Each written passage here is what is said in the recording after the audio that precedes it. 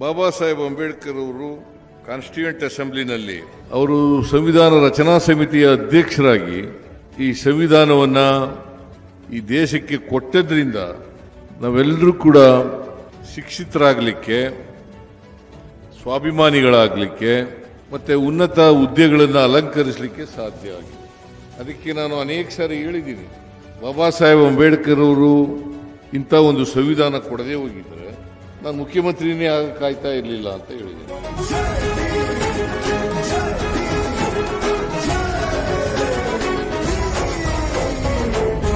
ನರೇಂದ್ರ ಮೋದಿ ಅವರು ಪ್ರಧಾನಮಂತ್ರಿನೂ ಕೂಡ ಕಾಯ್ತಿರಲಿಲ್ಲ. ಇಂಥ ಸಂವಿಧಾನ ಎಲ್ರಿಗೂ ಸಮಾನ ಅವಕಾಶ ಸಿಕ್ಕಿರೋದ್ರಿಂದಲೇ ನಾವು ವಿದ್ಯಾವಂತರಾಗಲಿಕ್ಕೆ, ಮೇಲೆ ಬರಲಿಕ್ಕೆ, ಸ್ವಾಭಿಮಾನಿಗಳಾಗಿ ಬದುಕಲಿಕ್ಕೆ ಸಾಧ್ಯ ಆಗಿದೆ.